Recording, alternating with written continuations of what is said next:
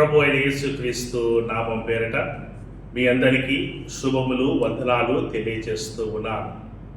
Church of South India Rayalaseema diocese youth department వారు నిర్వహించు Lent ధ్యాన స్రవంతి ద్వారా దేవుని వాక్యమును ధ్యానించుకోవడానికి దేవుడు అనుగ్రహించినటువంటి ఈ సమయమును బట్టి దేవాది దేవునికి స్తోత్రములు తెలియచేయవలసిన వారముగా ఉంటూ ఉన్నాం. Church of South India Rayalaseema అధ్యక్ష మండలపు పీఠాధిపతులు మన ప్రియతమ బిషప్ తండ్రి గారు the right reverend doctor P Isaac Varaprasad తండ్రి గారికి వందనములు తెలియజేస్తూ ఉన్నాను. Church of South India Rayalaseema diocese youth department chairperson reverend PDSJ Benhur Babu గారికి, డైరెక్టర్ మిస్టర్ నాషి యానీ మోజెస్ గారికి, యూత్ బోర్డ్ సభ్యులందరికీ, ఈ కార్యక్రమాన్ని వీక్షిస్తున్నటువంటి మీ అందరికీ ప్రభు అయిన యేసుక్రీస్తు పేరట వందనములు శుభములు తెలియచేస్తూ ఉన్నాను. ఈరోజు మనము ధ్యానము చేసుకునబోయే అంశము దేవాలయ శుద్ధీకరణ, క్లెన్జింగ్ ద టెంపుల్. లెంట్లోని 40 రోజులలో మనము చివరి రోజులలో ఉంటూ ఉన్నాం. ఈ యొక్క చివరి వారమును పరిశుద్ధ వారం అని అంటూ ఉన్నాం. ఈ హోలీ వీక్లో హోలీ మండేకి సంబంధించినటువంటి ధ్యానాంశము క్లెన్సింగ్ ద టెంపుల్, దేవాలయ శుద్ధీకరణ. యేసు ప్రభుల వారు యెరూషలేము పట్టణంలోనికి జయ ప్రవేశము చేసిన తర్వాత యెరూషలేము దేవాలయంలోనికి ప్రవేశించి ఉన్నాడు. అక్కడ జరిగిన దృశ్యాన్ని మనము పరిశుద్ధుడైన మత్తయి రాసిన సువార్త 21వ అధ్యాయము 12వ వచనము 13వ వచనము ద్వారా చదువుకుందాము. యేసు దేవాలయములో ప్రవేశించి క్రయ విక్రయములు చేయు వారందరినీ వెళ్ళగొట్టి రూకలు మార్చువారి బల్లలను గువ్వలమ్ము వారి పీఠములను పడదోసి నా మందిరము ప్రార్థనా మందిరమనబడును అని రాయబడి ఉన్నది, అయితే మీరు దానిని దొంగల గుహగా చేసేటను. ఈ వాక్యములో ఉండేటువంటి కొన్ని ప్రాముఖ్యమైనటువంటి సత్యాలను మనము లోతుగా పరిశీలిస్తాం. మొట్టమొదటి అంశం ఏమిటంటే టెంపుల్ ఆఫ్ గాడ్, దేవుని మందిరము అనగా ఏమి? హీబ్రూ భాషలో బెయిత్ హమిగ్దాష్ అనేటువంటి పదాన్ని ఈ టెంపుల్ ఆఫ్ గాడ్, దేవుని మందిరము అనేటువంటి దానికి ఉపయోగించి ఉంటున్నారు. దీని అర్థం ఏమిటనగా గాడ్స్ డ్వెల్లింగ్ ప్లేస్, దేవుడు నివసించు స్థలము. ఇది ఒక పరిశుద్ధమైనటువంటి స్థలము, ఒక జీవము కలిగినటువంటి స్థలము అని మనం జ్ఞాపకం చేసుకోవాలి. ఈ టెంపుల్ ఆఫ్ గాడ్, దేవుని మందిరము దేనికి నిదర్శనము అని అంటే ఒక నైతికతకు నిదర్శనము, బాధ్యతకు నిదర్శనము, నీతికి, ప్రేమకు, శాంతికి, న్యాయమునకు, కరుణకు, క్షమాపణకు నిదర్శనముగా ఉంటుంది అని మనం జ్ఞాపకం చేసుకోవాలి. పాత నిబంధన గ్రంథములో ఎంతోమందికి దేవుని మందిరం అనేటువంటిది ఏమిటి అని ఈ సమయంలో మనము ధ్యానించుకుందాం. ఆది కాండము 6వ అధ్యాయం నుంచి 9వ అధ్యాయం వరకు మనం గమనిస్తే నోవహుకు ఓడ దేవుని మందిరముగా ఉంటూ ఉన్నది. అదేవిధముగా ఆది కాండము 22వ అధ్యాయము 2వ వచనంలో మనం గమనించినట్లయితే అబ్రహామునకు మోరియా పర్వతము దేవుని మందిరముగా ఉంటూ ఉన్నది. ఎందుకనగా ఇస్సాకును దహన బలి ఇవ్వడానికి ఆ పర్వతము పైనకి తీసుకొని వెళ్ళినప్పుడు దేవుడు ఆ యొక్క ప్రమాదం నుంచి తప్పించి వారికి కావలసినటువంటి ఒక రక్షణను దయచేసి ఉంటూ ఉన్నారు. అందుకనే అబ్రహాము ఆ పర్వతమునకు యెహోవా ఈరే, ఆది కాండము 22వ అధ్యాయము 14వ వచనములో ఉండడం చూస్తూ ఉంటున్నాం. అనగా యెహోవా పర్వతము మీద చూచుకొనును అనేటువంటి అర్థం వస్తూ ఉంటున్నది. అదేవిధంగా మోషేకు నిర్గమాకాండము 3వ అధ్యాయము 1-2 వచనాలు చూస్తే హోరేబు పర్వతములోని మండుచున్నటువంటి పొద దేవుని మందిరముగా ఉంటూ ఉన్నది. దేవుడు పిలిచిన స్థలం, దేవుడు నివసించిన స్థలముగా ఉంటూ ఉన్నది. మరి ఇశ్రాయేలీయులకు సీనాయి పర్వతము 10 ఆజ్ఞలు పొందుకునేటువంటి పర్వతము మనకు నిర్గమాకాండము 19-20 అధ్యాయంలో మనం చూసినట్లయితే ఈ 10 ఆజ్ఞలను ఆ సీనాయి పర్వతము నుంచి దేవుడిస్తూ ఉన్నాడు. వారికి ఆ సీనాయి పర్వతం అనేటువంటిది దేవుని మందిరముగా ఉంటున్నదని జ్ఞాపకం చేసుకోవాలి. తర్వాత కొన్ని వందల సంవత్సరాల తర్వాత సొలొమోను మహారాజు ఒక మంచి కట్టడమును, యెరూషలేము దేవాలయమును కట్టి ఉంటున్నాడు. ఆ తరువాత ఇశ్రాయేలీయుల ప్రజలందరూ, యూదులందరూ కూడా ఆ మందిరములో వారు ప్రార్థనలు చేసేవారని జ్ఞాపకం చేసుకోవాలి. దేవుని మందిరములో ఉండవలసినటువంటి ప్రాముఖ్యమైన అంశాలు ఏమిటి అనంటే దేవుని స్తుతించడం, ప్రార్థనలు చేయడం, దేవుని వాక్యాన్ని ధ్యానించడం, పాపములను ఒప్పుకోవడం, అర్పణలను అర్పించడం, ఈ రకంగా ఎన్నో అంశాలు ఉండాలి. కానీ యేసు ప్రభువుల వారు ఎప్పుడైతే యెరూషలేము దేవాలయములోనికి ప్రవేశించి ఉన్నాడో అప్పుడు అక్కడ జరుగుతున్నటువంటి పరిస్థితులను, దృశ్యాలను మనం గమనించినట్లయితే క్రయ విక్రయాలు జరుగుతూ ఉంటున్నాయి, రూకలు మార్చబడుతూ ఉంటున్నాయి, గువ్వలు అమ్ముతూ ఉంటున్నారు, రకరకాలైనటువంటి బిజినెస్ యాక్టివిటీస్ అనేటువంటివి అక్కడ జరుగుతూ ఉంటున్నాయి. ఈ ప్రాఫిట్ యాక్టివిటీస్ అనేటువంటివి చూసినప్పుడు దేవుడు ఈ రకమైనటువంటి మాట్లాడడం మనం చూస్తూ ఉంటున్నాం. ఈ క్రయ విక్రయాలు, బయింగ్ అండ్ సెల్లింగ్, రూకలు మార్చడం, మనీ ఎక్స్చేంజ్, అదేవిధంగా గువ్వలు అమ్మడము, సెల్లింగ్ డోస్, ఈ అంశాలన్నీ కూడా మనం ఒకసారి జాగ్రత్తగా గమనించినట్లయితే పస్కా పండుగ సమయంలో ఎంతోమంది యాత్రికులు ఎన్నో ప్రదేశాల నుంచి యెరూషలేము దేవాలయంలోనికి వస్తూ ఉంటారు. వారికి సంబంధించినటువంటి వస్తువులు అమ్మడానికి వ్యాపారులు ఎన్నో షాప్స్ అనేటువంటివి ఆ సరౌండింగ్స్లో వారు పెట్టేటువంటి వారు. వీటి ద్వారా ఎక్కువ ధనార్జన చేసేటువంటి పరిస్థితి అక్కడ ఉంటూ ఉన్నాయి. మరి ఈ రూకలు మార్చేటువంటి వారు, మనీ చేంజర్స్ ఎందుకు అక్కడ ఉన్నారు అనంటే ఈ యెరూషలేము దేవాలయములో యాక్సెప్ట్ చేయబడేటువంటి కరెన్సీ ఏది అనంటే టైరియన్ షెకెల్ అని మనం జ్ఞాపకం చేసుకోవాలి. ఈ యొక్క టైరియన్ షెకెల్ అంటే ఏమిటి అంటే ఈ యూదులు ఈ యొక్క కరెన్సీని వాడేటువంటి వారు. ముఖ్యంగా ఈ తూరు ప్రాంతములో, సీదోను ప్రాంతములో, యూదా ప్రాంతములో ఈ యొక్క కరెన్సీని వారు ప్రింట్ చేసి యెరూషలేము దేవాలయంలో వారు వాడేటువంటి వారు. కానీ పలు ప్రాంతాల నుంచి పస్కా పండుగ కొరకు యెరూషలేము దేవాలయంలోనికి వచ్చినటువంటి వారు ఈ యొక్క రోమన్ డినారియస్ను అంటే ఈ రోమా దేనారమును వాళ్ళు తీసుకొని వచ్చేటువంటి వారు. ఈ రోమా దేనారములు యెరూషలేము దేవాలయంలో చెల్లుబాటు కావు కనుక వారు ఆ ఎక్స్చేంజ్ అనేటువంటివి, ఇప్పుడు మనము డాలర్స్ని రూపీస్ని డాలర్స్గా ఎక్స్చేంజ్ చేసుకుంటూ ఉంటాం కదా, ఆ విధంగా ఎక్స్చేంజ్ చేసుకునేటువంటి వారుగా ఉంటూ ఉన్నారు. ఈ ఎక్స్చేంజ్ అనేటువంటిది హ్యూజ్ ప్రాఫిట్ కోసము ప్రజలను ఎంతో పీడిస్తున్నటువంటి అంశముగా అక్కడ ఉంటూ ఉన్నది, బాధపెడుతున్నటువంటి అంశముగా ఉంటూ ఉన్నది. కాబట్టి యేసు ప్రభుల వారు వీటిని ఖండించడం మనం గమనించాలి. మూడవ అంశంలో మనం గమనించినట్లయితే సెల్లింగ్ డోస్, ఈ యొక్క గువ్వలను అమ్మేటువంటి వారు. పాత నిబంధనలో లేవీకాండము 14వ అధ్యాయము 22వ వచనంలో మనం గమనించినట్లయితే బీదవారు ఎవరైతే ఎక్కువ డబ్బులు లేకుండా ఉంటాయో వారు ఈ యొక్క గువ్వలను, పావురాలను పాప పరిహారార్థ బలిగా, ఈ సిన్ ఆఫరింగ్గా యెరూషలేము దేవాలయంలో వారు సమర్పించేటువంటి వారు.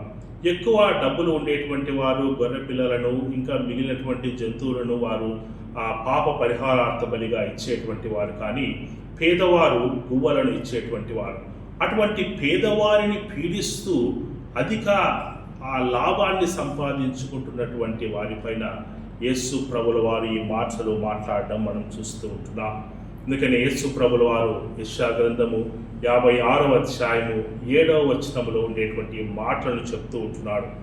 నా మందిరము ప్రార్థనా మందిరం అనబడును, అయితే మీరు దీనిని దొంగల గుహగా చేసిదిరి అని చెప్తూ ఉంటున్నారు.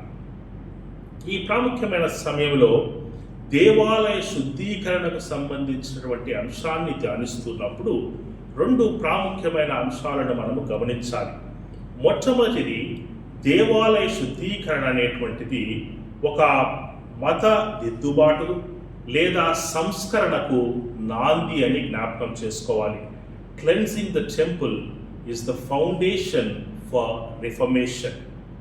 నెహెమ్యా 13వ అధ్యాయము 4వ వచనం నుంచి 14వ వచనం వరకు గల వాక్యాన్ని గమనించినట్లయితే, ఎల్యాషీబు యాజకుడు అతని బంధువైనటువంటి టోబియాను ఆ మందిరములో ఉంచడం మనం చూస్తూ ఉంటున్నాం. ఆ మందిరములో ఉంచిన తర్వాత ఆ మందిరము అపవిత్రము కావడం మనం గమనించవలసిన వారంగా ఉంటున్నాం. నెహెమ్యా 13వ అధ్యాయము 8వ వచనం చదువుకుందాం. బహుగా దుఃఖపడి ఆ గదిలో నుండి టోబియా యొక్క సామాగ్రి అంతయు అవతల పారవేసి గదులన్నీ శుభ్రము చేయడని ఆజ్ఞాపింపగా వారాలాగు చేసిరి. ఇక్కడ నెహెమ్యా ఈ దేవాలయ శుద్ధీకరణ చేయడం మనము గమనించవలసిన వారంగా ఉంటూ ఉన్నాం. 1517 ADలో జర్మనీ దేశంలో మార్టిన్ లూథర్ కూడా ఇటువంటి రిఫర్మేషన్ను తీసుకొని రావడం మనము గమనించాలి. ఎందుకు ఈ రిఫర్మేషన్ అప్పుడు కాలంలో వచ్చింది, ఈ మత దిద్దుబాటు సంస్కరణ ఎందుకు వచ్చింది అని మనం జ్ఞాపకం చేసుకుంటే, అప్పుడు కాలంలో ఈ సేల్ ఆఫ్ ఇంటెలిజెన్స్ అనేటువంటిది ఉండేది. ఈ ఇంటెలిజెన్స్ అనేటువంటిది ఒక పర్మిట్ సర్టిఫికేట్. ఎవరైనా దేవుని రాజ్యములోనికి ప్రవేశించాలి అని అంటే వారు డబ్బులు వెచ్చించి ఈ సర్టిఫికేట్ను కొనుక్కోవాలి. అప్పుడు కాలంలో పర్గేటరీ అనే ఒక టర్మ్ ఉండేటువంటిది. ఈ పర్గేటరీ అనేటువంటిది ఏమిటి అనంటే ప్రక్షాళన స్థలం. ఒక మనిషి మరణించిన తర్వాత పరలోకమునకు వెళ్ళక మునుపు మధ్యలో ఒక స్థలము ఉంటుంది, అదే ప్రక్షాళన స్థలము. ఆ ప్రక్షాళన స్థలములో ఆ మనిషి పాపములు కడగబడితేనే స్వర్గానికి వెళ్తారు, పరలోకానికి వెళ్తారు. ఆ ప్రక్షాళన స్థలములో, ఆ పర్గేటరీలో పాపములు కడగబడాలి అని అంటే ఈ ఇంటెలిజెన్స్ పత్రాన్ని వారు కొనుక్కోవాలి అనేటువంటి సిద్ధాంతాన్ని ఉండేది. ఇదంతా కూడా ఒక లాభము కోసము, ధనాన్ని అర్జించడం కోసము ఉండేటువంటిది. దానికి వ్యతిరేకంగా మార్టిన్ లూథర్ ఈ యొక్క రిఫర్మేషన్ మూమెంట్ని స్టార్ట్ చేసి ఆయన 3 అంశాలను తీసుకొని వచ్చి ఉంటున్నాడు. మొట్టమొదటిది సోలా స్క్రిప్చురా, రెండవది సోలా ఫిడే, మూడవది సోలా గ్రేషియా. అంటే scripture alone, faith alone, grace alone. దేవుని వాక్యము మాత్రమే, విశ్వాసము మాత్రమే, దేవుని కృప మాత్రమే మనల్ని పరలోకానికి చేరుస్తుంది. కానీ ఏ రకమైనటువంటి వేరే ధనానికి సంబంధించిన అంశాలు పరలోకానికి చేర్చవు అని ఆయన చెప్పి ఉంటూ ఉన్నాడు.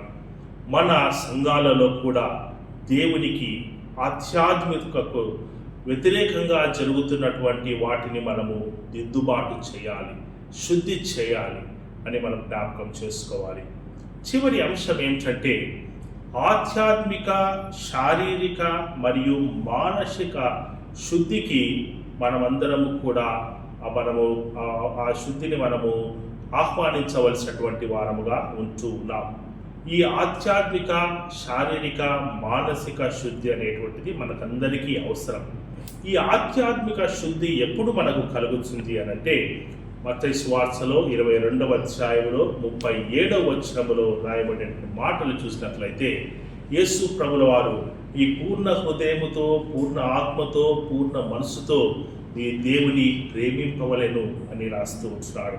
మనము ఈ విధంగా దేవుని ప్రేమించి ఆరాధించినప్పుడు మనకు ఆధ్యాత్మికమైనటువంటి శుద్ధి కలుగుతుంది అని జ్ఞాపకం చేసుకోవాలి.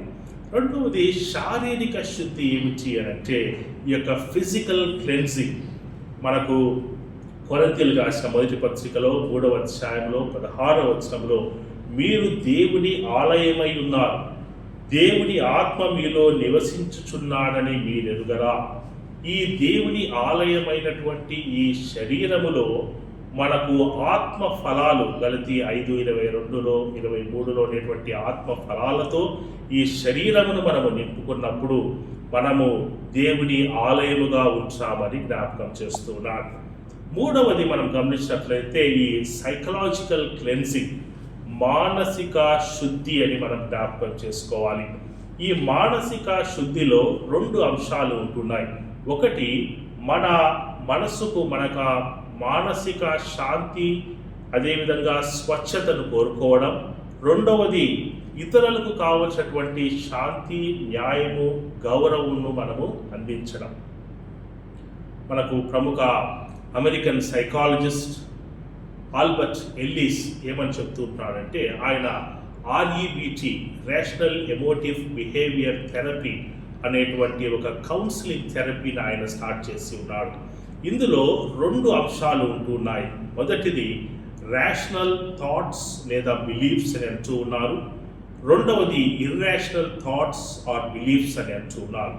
ఈ రేషనల్ థాట్స్ అనేటువంటివి ఏమిటి అంటే హేతుబద్ధమైనటువంటి ఆలోచనలు. ఇర్రేషనల్ థాట్స్ అనేటువంటివి ఏమిటి అంటే హేతుబద్ధము కాని ఆలోచనలు. మనకు అనేకమైనటువంటి సార్లు హేతుబద్ధము కాని ఆలోచనలు వస్తూ ఉంటాయి. పాపము, శోధనలు, అన్యాయము, కోపము, క్రోధము మన మనస్సుని స్వచ్ఛంగా లేకుండా చేయడానికి ఎన్నో హేతుబద్ధము కానటువంటి కారణాలు, ఈ ఇర్రేషనల్ థాట్స్ మనలో వస్తూ ఉంటాయి. వాటన్నిటిని తీసివేసి హేతుబద్ధమైనటువంటి ఆలోచనలు అంటే రేషనల్ థాట్స్ను మనము అడాప్ట్ చేసుకున్నప్పుడు, అనగా శాంతి, ప్రేమ, న్యాయము, కరుణ, ఇవి అడాప్ట్ చేసుకున్నప్పుడు మన మనసు శుద్ధి చేయబడుతుంది అని జ్ఞాపకం చేసుకోవాలి. అదేవిధంగా ఇతరుల పట్ల మనము గౌరవము లేకుండా అన్యాయముగా ఇంకా అక్రమముగా ప్రవర్తించడం అనేటువంటిది ఈ ఇర్రేషనల్ థాట్ అంటే హేతుబద్ధము కానటువంటి ఆలోచన. మనం ఎప్పుడైతే ఇతరుల పట్ల ప్రేమ, గౌరవము, ఆప్యాయత మనం చూపిస్తామో మనకు రేషనల్ థాట్స్, హేతుబద్ధమైనటువంటి ఆలోచనలు కలుగుతుంది. ఈ విధంగా మనకు కావలసినటువంటి ఆధ్యాత్మిక, మానసిక, శారీరక శుద్ధి అనేటువంటిది చేకూరుతుంది. కాబట్టి దేవాలయ శుద్ధీకరణ అనేటువంటిది చాలా ప్రాముఖ్యమైన అంశము. మనము దేవుని దగ్గరికి వెళ్ళి మన యొక్క దేహమును, ఆలోచనను శుద్ధి చేయమని దేవుని దగ్గర మనము మొరపెట్టుకోవలసిన వారముగా ఉంచున్నాం. ప్రార్థించుకుందాము.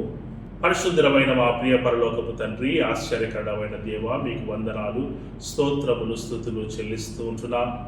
ఈ ప్రాముఖ్యమైన సమయంలో దేవాలయ శుద్ధీకరణ అనేటువంటి అంశాన్ని ధ్యానించుకోవడానికి మీరు మాకు అనుగ్రహించినటువంటి మహాకృపను బట్టి మీకు వందనాలు చెల్లిస్తున్నాం.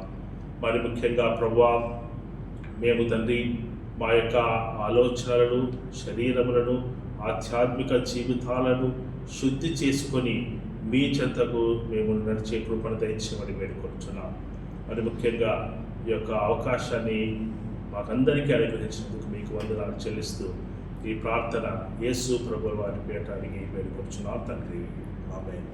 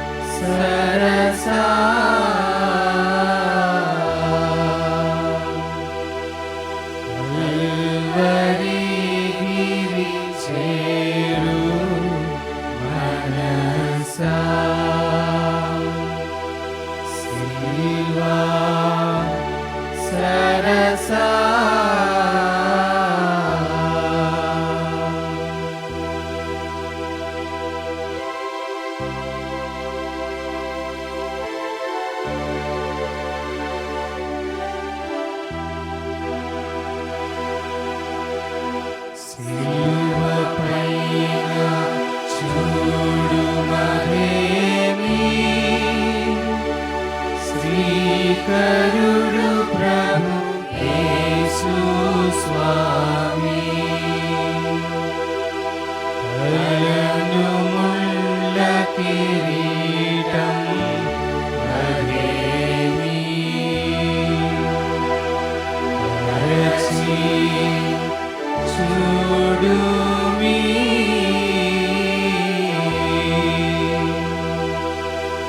కల్వరి గిరి చేరు మనసా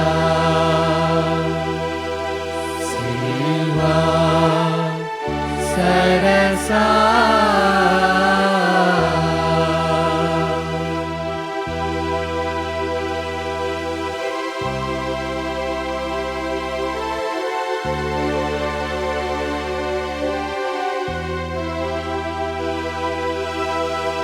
పరులకు పకారంబు సల్పా ధరను వెలసిన పరపాదములా. హరకు మేకులు గొట్టె ధరేలా కరుణాల వాలా.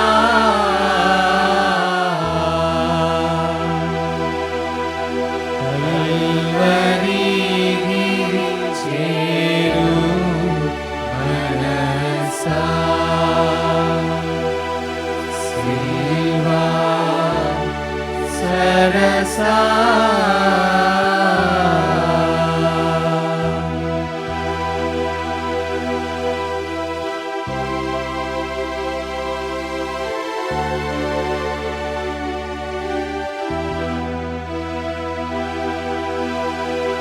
పదము పట్టి ధరిని జేచి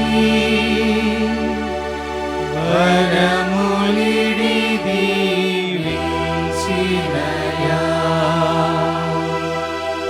అరుణగల చేతులలో చీలా ముచ్చేలా రేలా.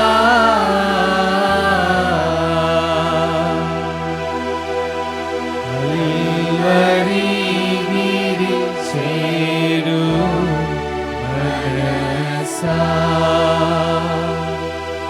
సిల్వా సరసా.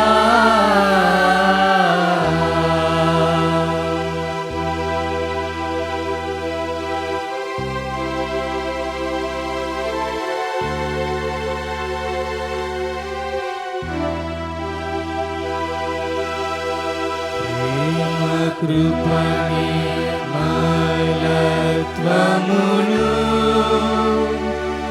నియమములు గల మోముపైన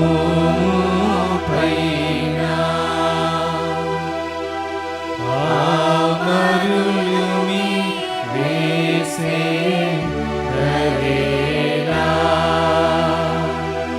పాటించా రేలా.